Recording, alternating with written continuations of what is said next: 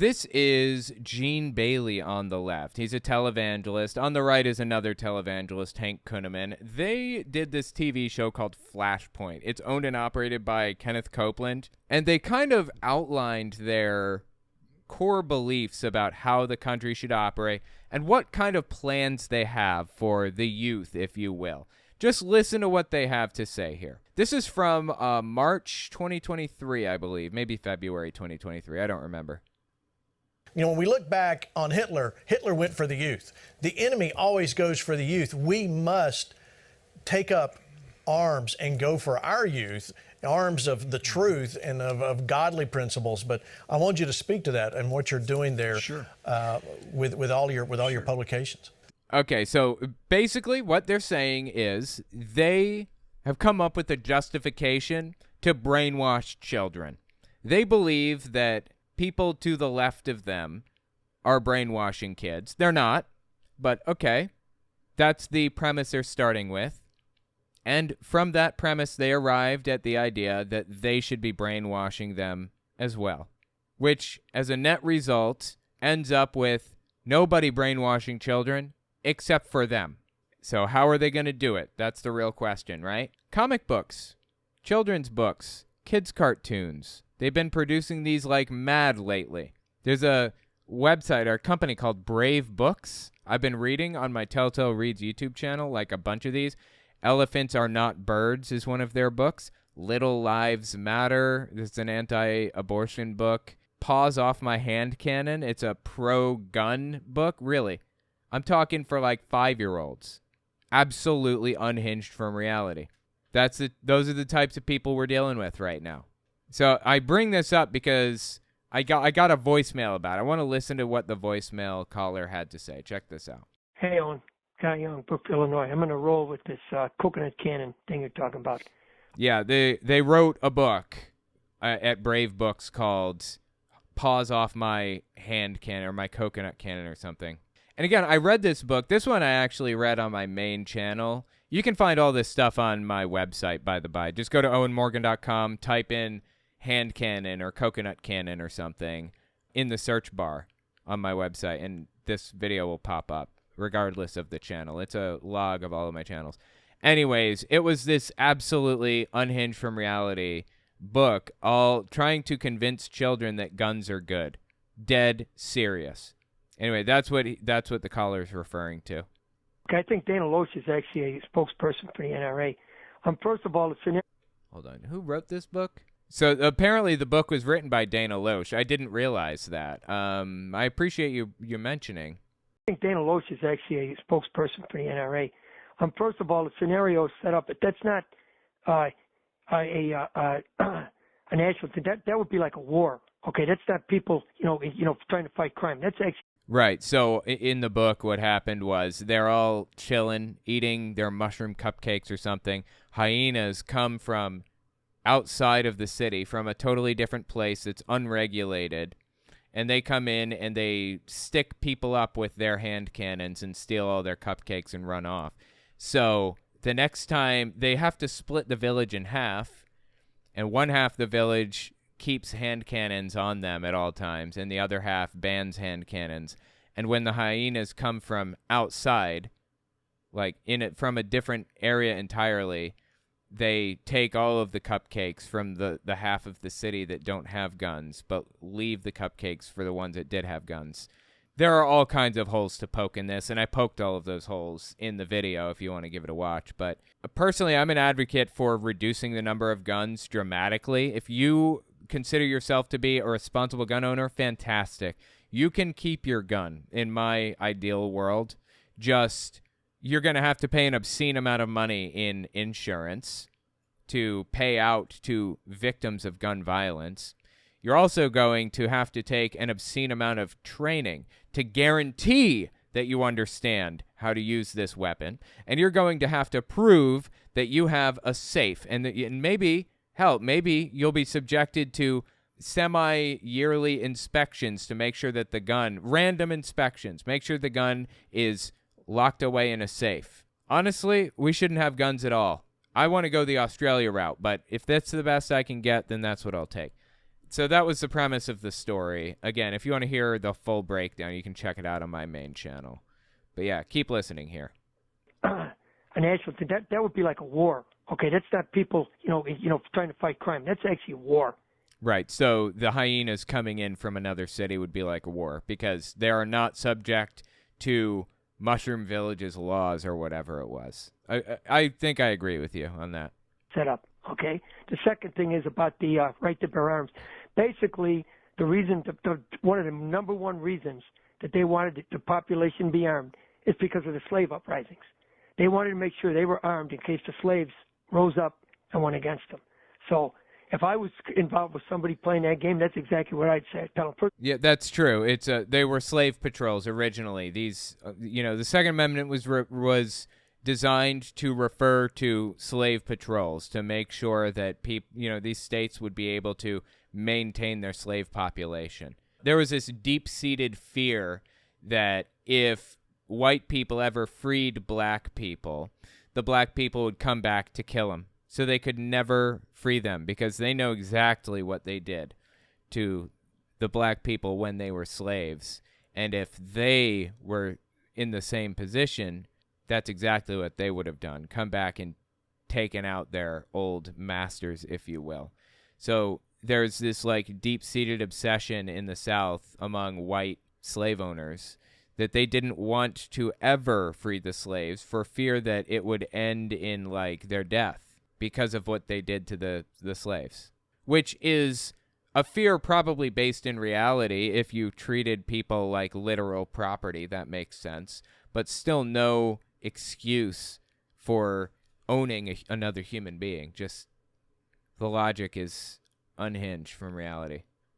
If I was involved with somebody playing that game, that's exactly what I'd say. I'd tell them, first of all, it's a war, and the Second Amendment was to contain the slaves, okay, because there was always a constant dread of the white population, because white people are always afraid that black people are going to treat, if the black people get in charge, they're going to treat the whites like the whites treat the blacks, because that's how vengeful the whites think the blacks would be.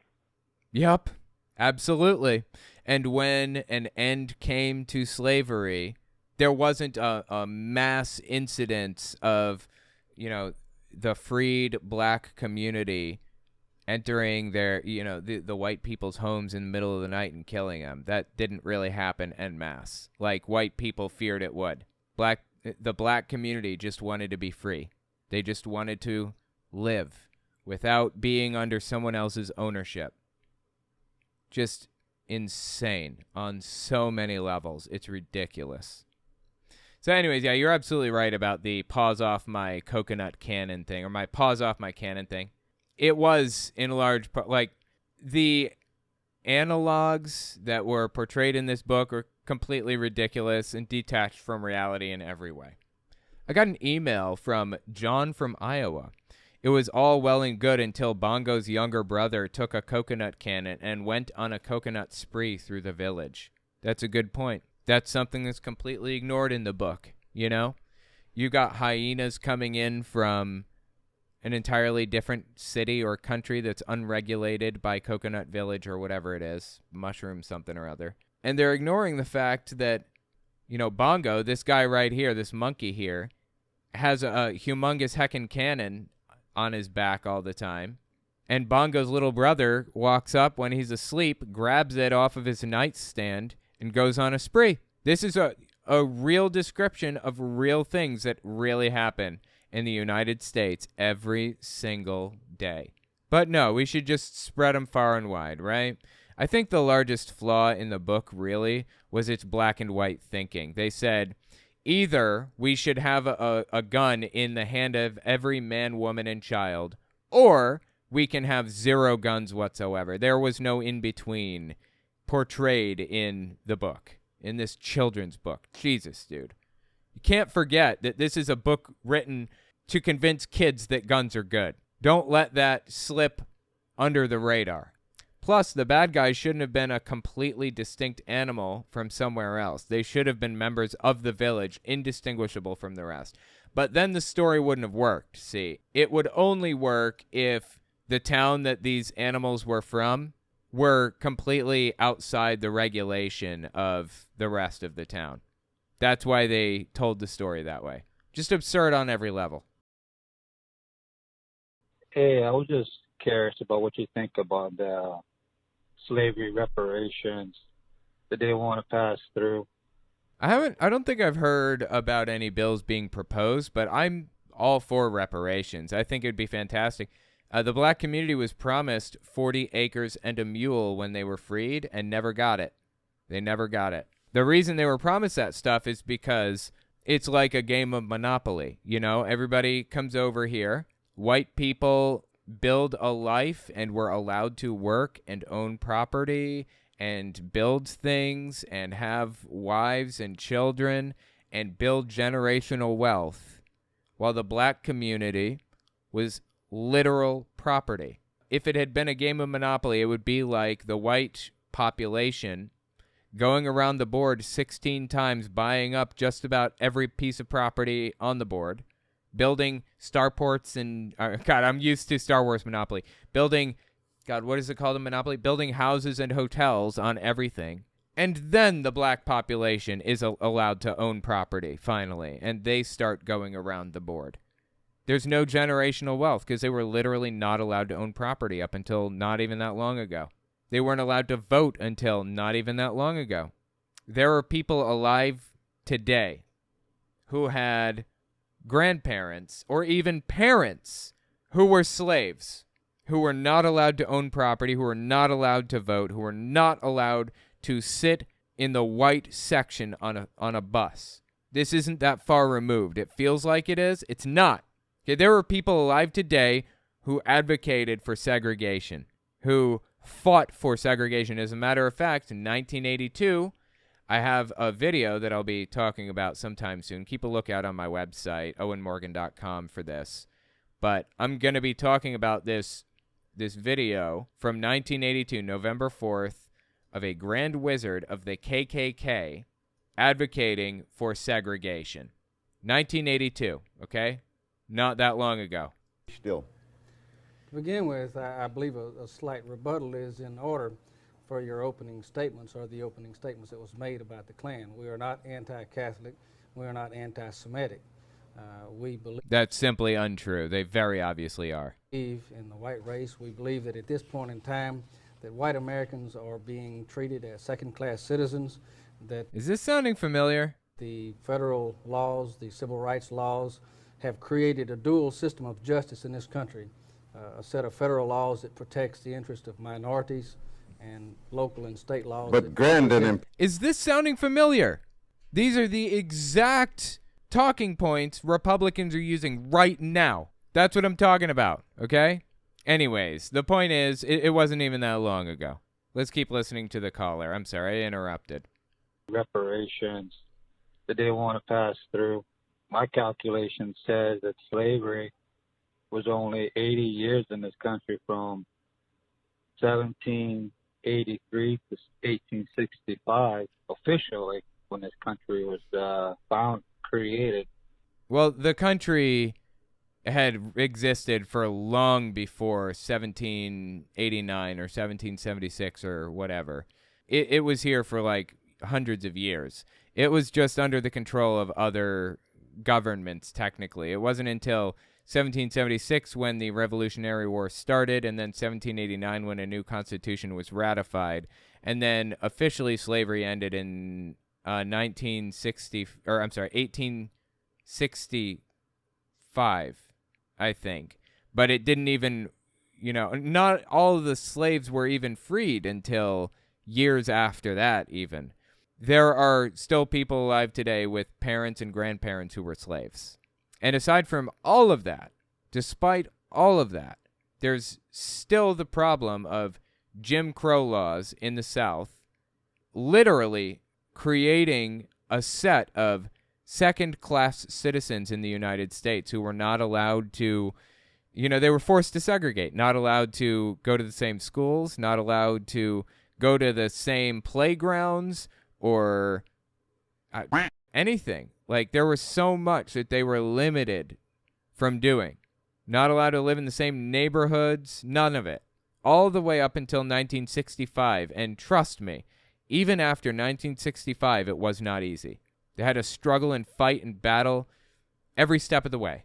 Calculation says that slavery was only 80 years in this country from 1783 to 1865, officially, when this country was created. 1783, I believe, is when the Revolutionary War ended, but then the Constitution's ratified in 1789. And the War of Independence was over. Thank you. Yeah, I appreciate the phone call. Ultimately, slavery existed long before the Revolutionary War, and the system of second-class citizenship existed long after slaves were freed. And it's an ongoing issue of mistreatment to this day against the black community.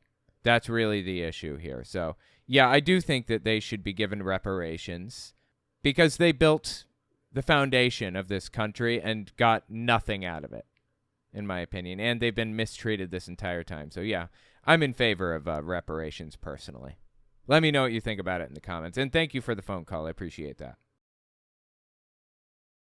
Hey, this is Riley from Oklahoma, and I'm one of the Christians that regularly watch your videos.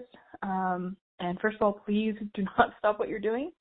You're so much more educated on biblical text and historical connotation than most Christians I know, by far. I appreciate that. I do want your opinion on something. My husband sometimes sees and hears me watching your videos and worries that no matter how much we talk to and fight fundies and evangelicals, they'll never listen. I, for one, am tired of being diplomatic with my evangelical family members, but I still want to believe I can help them and help them see the harm that they are doing. What are your thoughts? Is there hope, or should I focus more on exposing lies than trying to fix the liars? Thanks so much. I appreciate the phone call. In my opinion, I think that we have to afford everybody the right or the privilege of assuming that they can be redeemed. Even if they're completely irredeemable, we have to assume that we have to give them that opportunity, right?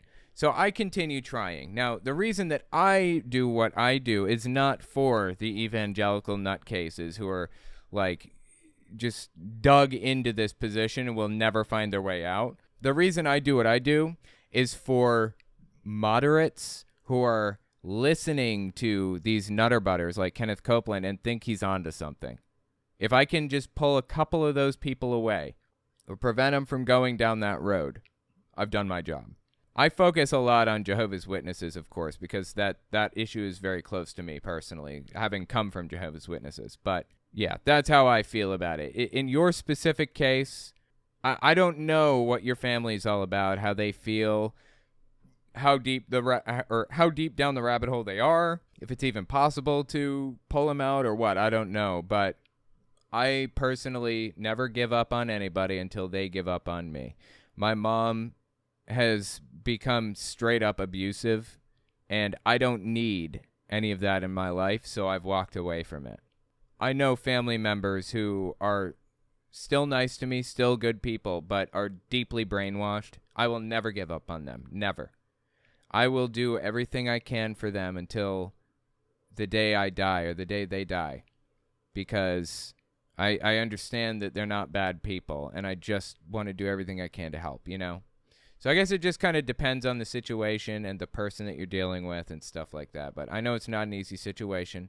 I've 100% been there. Good luck. I hope things work out. Got an email from Jeff. Hi, Owen, longtime subscriber. Love your stuff. The reason I'm writing is because I'm in the process of becoming an owner-operator of an extremely popular and well-regarded local fast food company. They are literally the industry standard in their field and have a great reputation amongst employees. That's why I chose them. I hear you talk about fast food work in your episodes. I'm from full-service restaurant work, where I currently manage 6 high-volume full-service restaurants. I have always treated people firm but fair. In other words, tough on the standard, but easy on the people. I'm curious if you could tell me, as a former worker, what things I could do to make sure the environment is positive and productive. I plan to pay $15+ an hour, provide tuition assistance, and pay for books/school supplies. Interesting question. I appreciate the email. Now, I don't, you obviously care, so this isn't directed to you. I just want to put that up front. In fact, I'm going to put this message at the front of this conversation so you know. I'm not directing this to you. You care very clearly. You obviously care. I just really want to try to drill down on my perspective and make it clear in case there's somebody out there who doesn't seem to care, who may hear this, or workers who may be unaware of the situation. So that's the message I want to give to you. So take this with a grain of salt. I'm not talking to you when I go into this, okay? But yeah, all right, let's get into it. All right, let me put it this way. Like, I don't know what your finances look like. I don't know what your books look like or what your revenue or whatever. I don't know what any of it looks like. But in my opinion, people are your greatest resource and asset. And if you make them happy, they will make you happy. They will help you. Now, I happen to know that, say, McDonald's pays their employees, like their line workers, people making the sandwiches and ringing up the cash register, they pay those people $10 an hour, maybe $15 an hour, when they're paying their managers and even their higher up, like white collar people that sit behind a desk, they're paying them closer to $50,000 a year, 60, 70, 80,000, hell, in some cases $200,000 a year. Now, could some of that money be moved from the middle class white collar people down to the line managers and the workers? Absolutely. Could some of the money, could the employees there that are working at McDonald's, folding the sandwiches and all that stuff, could they be making $50,000 a year? And the white collar people, instead of making $100,000 a year, they make $80,000 a year instead. Is that possible? Absolutely. They could totally do that. And guess what? Turnover would fall through the floor. Now, McDonald's doesn't give a shit about their employees because this is a super simple job that doesn't take that long to train, and it doesn't matter how many people cycle in and out on ultimately. They can continue hiring person after person after person and lose very little money because they're paying out very little money for the position in the first place. If you pay your employees really well with money, not just benefits, but money, people like money, they will form a loyalty to your company that is invaluable.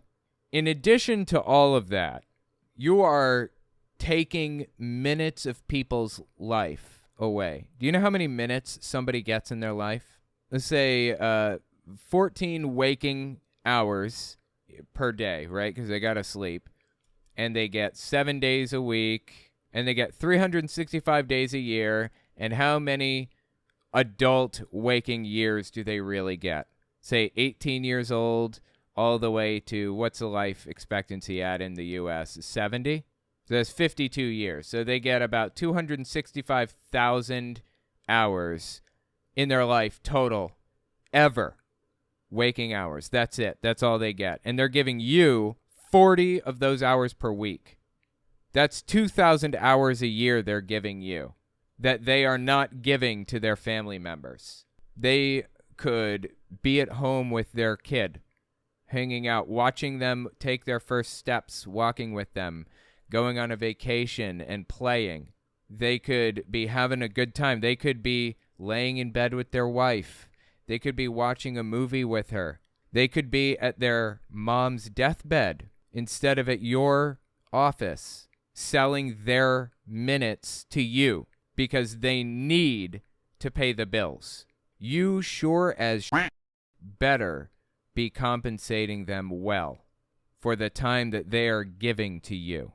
Now, I'm not saying that to you personally. I'm saying that like as a McDonald's, higher up, the McDonald's CEO.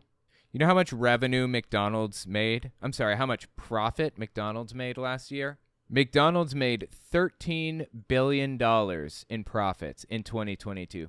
$13 billion in profits. And how many employees do they have? 200,000.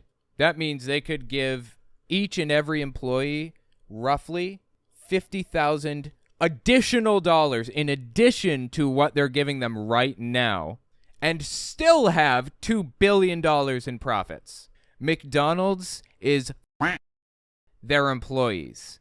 They are stealing those people's minutes that they will never get back.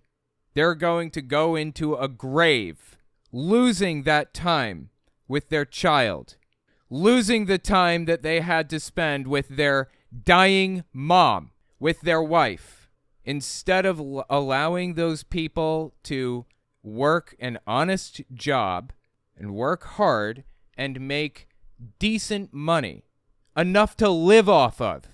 They're paying them practically nothing, and the person is bending over and grabbing their ankles for McDonald's, who made $13 billion in 2022. Extra! Okay, this isn't revenue. This is profits. And they them. If if you're the person making that decision, like in the case of like the McDonald's CEO, if there is a hell, you'll be there. Anyways, the point is, I'm not talking to you. Again, this is not about you. This is about the McDonald's CEO or the Burger King CEO or whatever. This is about them, their employees, out of minutes of their life that are burned up permanently. They will never see those minutes again. They'll never get to spend those minutes with their kid on a lake fishing with them. They'll never get to spend those minutes showing their kid how to bait a hook. They'll never spend those minutes showing their kid how to whittle an action figure out of wood because they spent them at the McDonald's restaurant folding a burger. Anyway, yeah, let me know what you think about it. And I'm so glad that you contacted me and asked what I thought you could do to make things better. Money is the best way. Divert money from the people in the company that make the most and give it to the people that make the least, and you'll have permanent loyalty in that company forever. Company loyalty is really, really valuable. And not only that, but respecting yourself at the end of the day and knowing that you've done everything you can for the people around you. That's what I live for personally. Andrew Tate lives for, extracting every penny out of the people around him. I live for giving to everybody around me and making sure they're okay. It's a fundamental difference between the two personality types. And also, in addition to that, one more thing I want to mention on this subject. In the comments, if you just scroll down a little bit, you will get some honest suggestions. I only want honest suggestions from people, okay? Honest suggestions. How can this restaurant manager / owner make things better for the employees? Let him know, and don't be rude or don't be dumb or whatever. Just be honest about things, okay?